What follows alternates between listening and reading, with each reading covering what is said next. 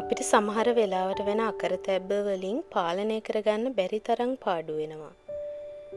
ඒ වගේ දේවල් වලට මුහුණ දුන්නාම අපි ජීවිතේ අලුත් පාඩම් ඉගෙන ගන්නවා. මේ වීඩියෝ එකෙන් ඔයාලා දකින්නෙත් මගේ ගෙදර ෆ්‍රිජ් එක නිසා මට උන ලොකු පාඩුවක් වගේම ආයෙමත් එහෙම නොවෙන්න මම ගත්තු පියවර කිහිපයක්. ඉතින් ඔයාගේ ගෙදර ෆ්‍රිජ් එකත් පිළිවෙලට ලස්සනට තියාගන්න, ගෙදරට ගේන එළවලු පළතුරු මස් මාළු චුට්ටක්වත් කුණු බාල්දියට දාන එක නවත්තලා ඔයාගේ ගෙදර නාස්තිය අඩු කරගන්න කැමති නම් මේ වීඩියෝ එක ඉවර වෙනකම්ම බලන්න කියලා මම ආදරෙන් ආරාධනා කරනවා. මං කලින් කිව්වා වගේම ඉතින් මගේ ගෙදර ෆ්‍රිජ් එක ඊයේ රෑ ඉඳලා වැඩ කරන්නේ නැහැ. මේ වගේ වෙලාවට අපි කරන්නේ අපේ අපාර්ට්මන්ට් එකේ මේන්ටේනන්ස් ස්ටාෆ් එකට ඒ ගැන දැනුවත් කරන එක. එතකොට ඉතින් එයාලා දඩි බිඩි ගාලා දුවගෙන එන්නේ නැහැ. හැබැයි ඉතින් අද දවසේ හවස 2:00ට වගේ ආවා. ඒ ඇවිත් කිව්වේ ෆ්‍රිජ් එකේ කම්ප්‍රෙෂර් එක කැඩිලා මේ ෆ්‍රිජ් එක මාරු කරන්න වෙනවා කියලා. අලුත් ෆ්‍රිජ් එකක් ගෙනත් දෙනකන් ළඟ තියෙන හිස් අපාර්ට්මන්ට් එකක ෆ්‍රිජ් එකක් පාවිච්චි කරන්න කියලා කිව්වා. ඉතින් එහෙම කියපු ගමන් මට හිතුණා මගේ ෆ්‍රිජ් එකේ තියෙන මස් මාළු ටික ඉක්මනට උයලා ඒ ෆ්‍රිජ් එකට දාගන්න. එහෙම හිතලා මල්ලි බබාව නිදි කරවලා මම වැඩේ පටන් ගත්තා. මං ඉතින් මේ මස් මාළු උයනකොට කැමරාවත් අටවගෙන ඉන්නකොට අපේ මහත්තයා ඇහුවා මොකද්ද ඔය කැමරාවත් අටවගෙන කරන්නේ කියලා. මං කිව්වා ඉතින් මෙහෙම තමයි ඩිසාස්ටර් එකක් ක්‍රියේටිවිටි එකක් බවට හරවන්නේ කියලා. ඉතින් එයාත් hina වෙලා කිව්වා හරි කවන්නේ ඉක්මනට කරන දෙයක් කරගන්න කියලා.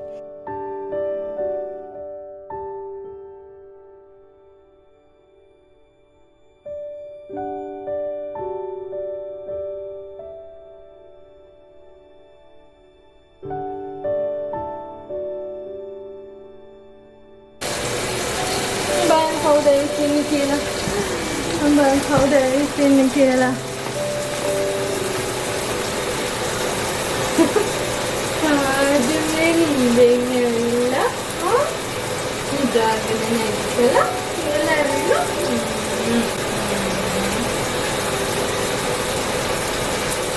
මේ තියෙන්නේ මං දඩි බිඩිය හදාගත්තු කෑම ටික.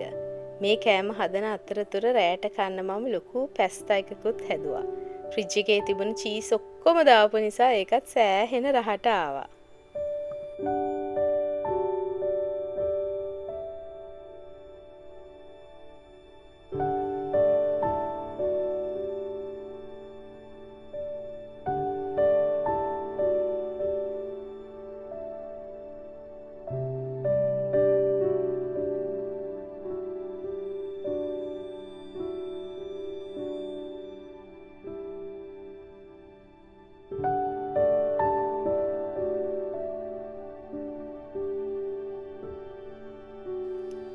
මේ මහ රෑ බබාලා නිදාගත්තට පස්සේ මම ෆ්‍රිජ් එකේ එළියයි ඇතුළයි යස් කරලා ගොඩාක් ಜಾති කුණු බෑග් වලට දැම්මා. එතකොට මම කල්පනා කරා ඇත්තටම මගේ ෆ්‍රිජ් එකේ අනිවාර්යයෙන්ම තියෙන්න ඕන දේවල් මොනවද?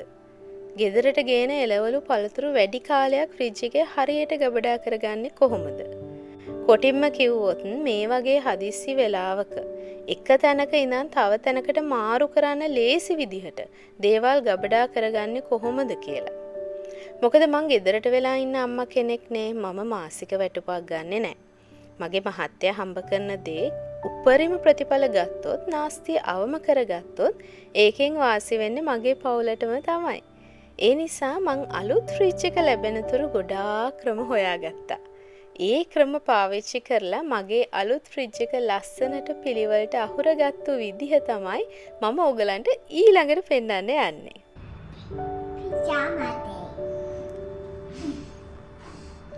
What is your pyjama?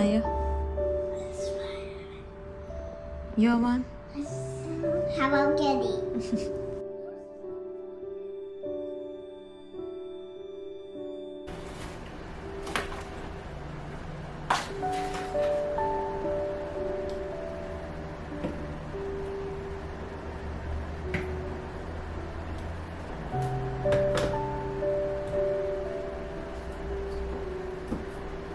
උදේ කෑමට සැමන් පැටි එකක් හදලා ගන්නවා කියලා හිතුවා.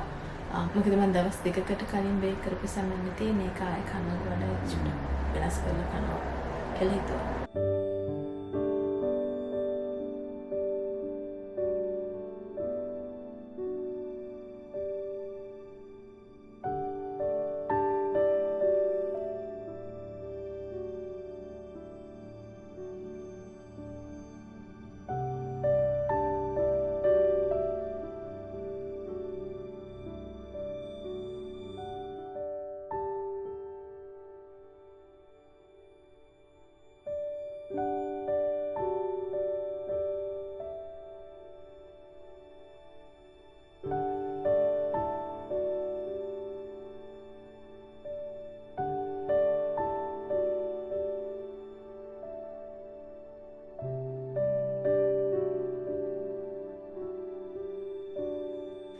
සැමන් පැටියක බැදෙන අතරේ මම මේ පෙට්ටියේ තියෙන සලාද කොළ ටික වැඩි කාලයක් තියාගන්න හැටි ඔයාලට පෙන්වන්න.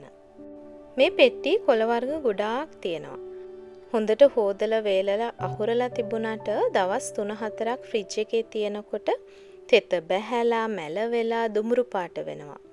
ඒ නිසා මේ වගේ පේපර් ටවල් එකක අතුරලා රෝල් කරගෙන සිප්ලොක් බෑග් වලට දාගන්න ඕනේ. ඊට පස්සේ පුළුවන් තරම් හුලං අයින් කරලා වැකියුම් කරගන්නත් ඕනේ. වැකියුම් සීල් කරා වගේ සම්පූර්ණයෙන්ම හුලං ඉවත් වෙන්නේ නැහැ. ඉතින් අපි අතෙන්නේ කරන්නේ. ඒත් මෙහෙම කරාම සතියක් දෙකක් වගේ තියාගන්න පුළුවන්.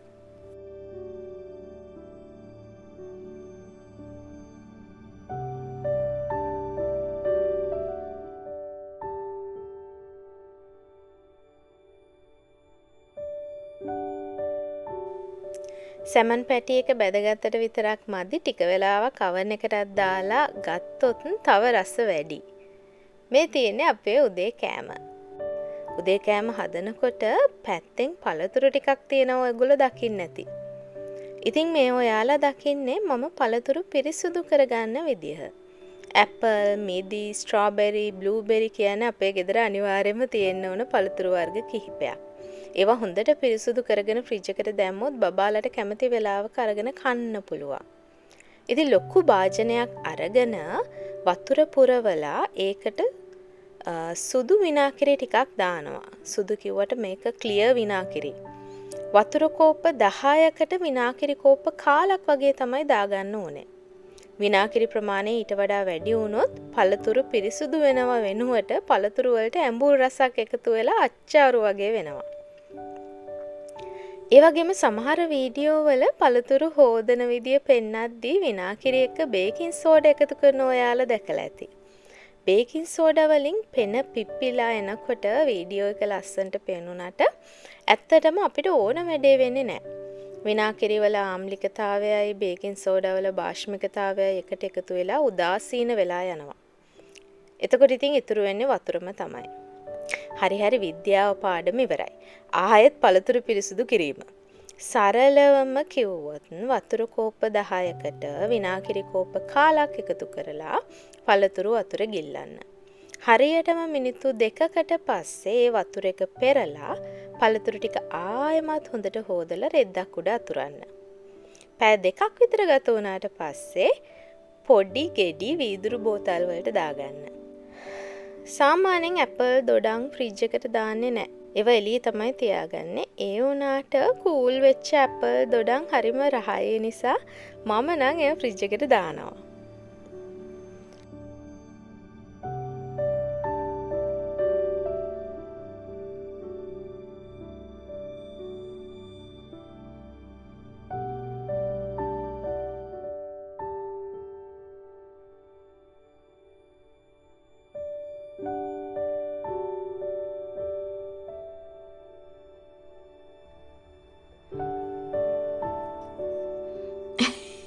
මොකක්ද ඒ කරන්නේ කොහෙද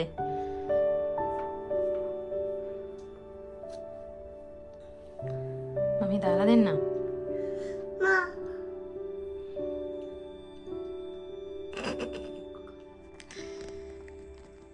හරිද ටූත් පේස්ට් දාගත්තද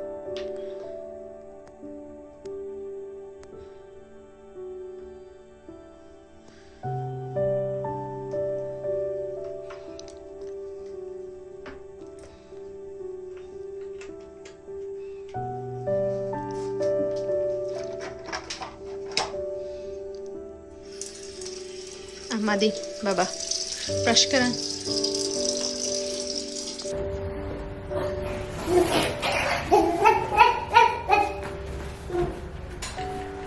අලුත් සෙල්ලම් වල පෙට්ටිය හරියා. It's a lock box.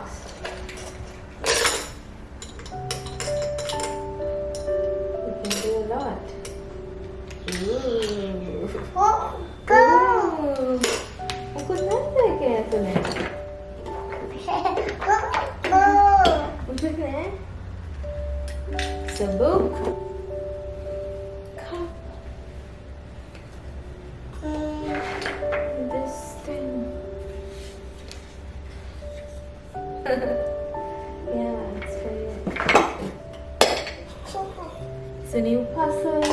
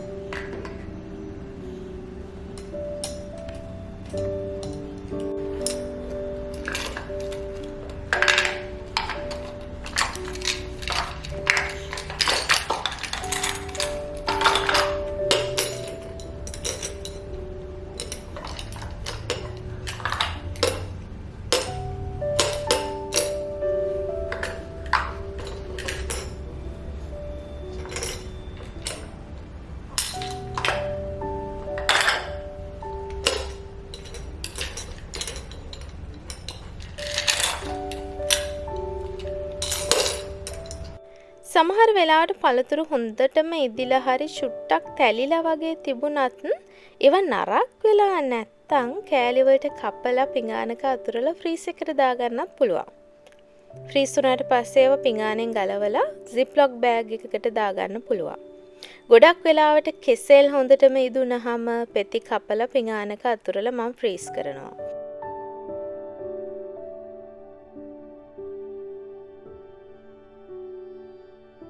සමහර වෙලාවට මේ ළඟ කඩවල් වල අන්නාසි කොමඩු වගේ පළතුරු එකක් ගත්තොත් එකක් ප්‍රමිලේ තියෙනවා. ඒවා සුද්ධ කරලා කෑලි කපලා තමයි තියෙන්නේ. ඒවා ගෙදර ගෙනාවොත් ඒවා රහයි නම් හොඳ පැණි රහට තියෙනවා නම් ඒවත් මම ෆ්‍රීස් කරනවා. ෆ්‍රීස් කරපු පළතුරු ළඟ තියෙනකොට ඕනම වෙලාවක ස්මූති එකක් හදාගන්න, බීන් එකක් හදාගන්න හිත ඉන්න ඕනේ නැහැ.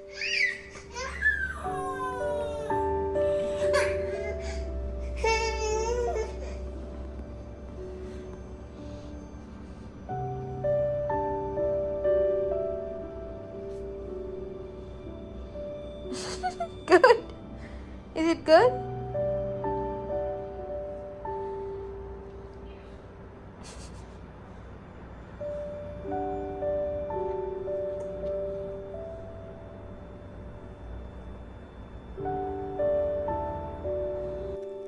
මේ ඔයාලා දකින්නේ මම බෝංචි කල් තියාගන්න විදිහ. වතුර භාජනයක් ලිපේ තියලා ඒක උතුරනකොට බෝංචි ටික දානවා. මිනිත්තු 2-3ක් තියලා ඉක්මනට එළියට අරගෙන අයිස් වතුර භාජනයකට දානවා. ඊට පස්සේ තෙත නැති වෙන්න රෙද්දක් උඩ අතුරනවා. හොඳට වේලුණාට පස්සේ ෆ්‍රීස් එකට දානවා. මේ විදිහට බ්‍රොකොලි, මල්ගෝවා, හත්තු, බෙල් පෙපර් වගේ එළවලු කල් තියාගන්න පුළුවන්.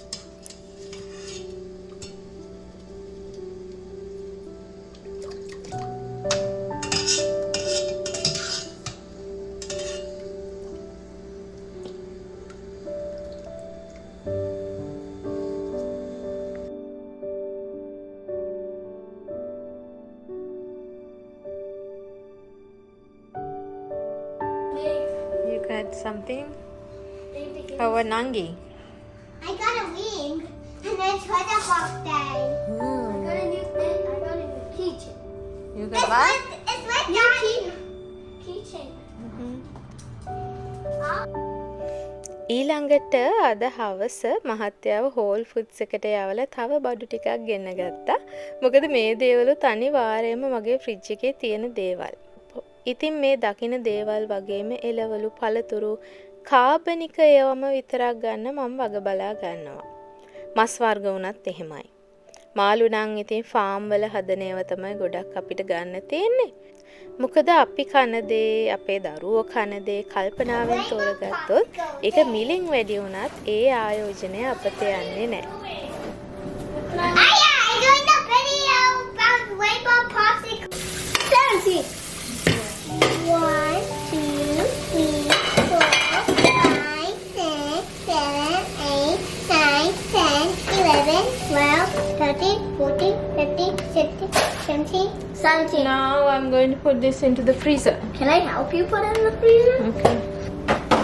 Give me. Mom, put one there. Can I bring the second one, Mom? I got it. No, you can't have the green one. Green one. No Johnny Pops. I want to do Here, okay? This side. Alright.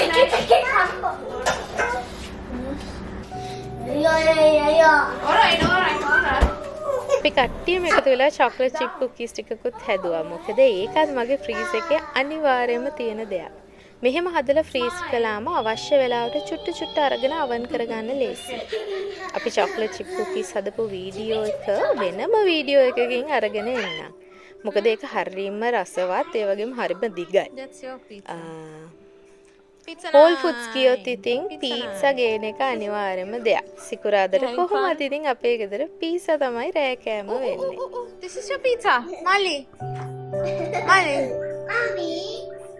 Mommy.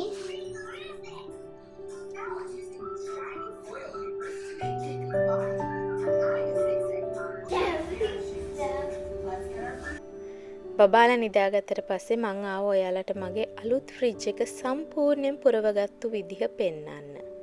පරණ එක තිබුණට වඩා ලස්සනයිනේ. මමත් ආසයි මේ විදියට.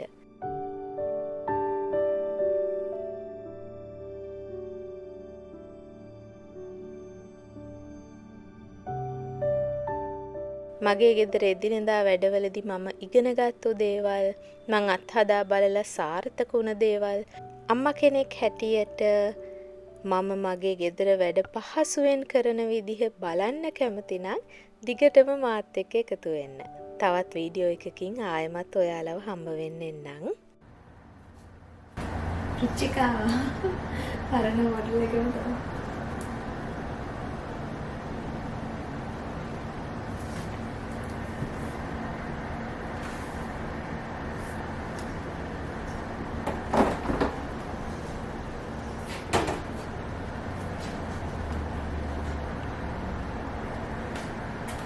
සමන්තියම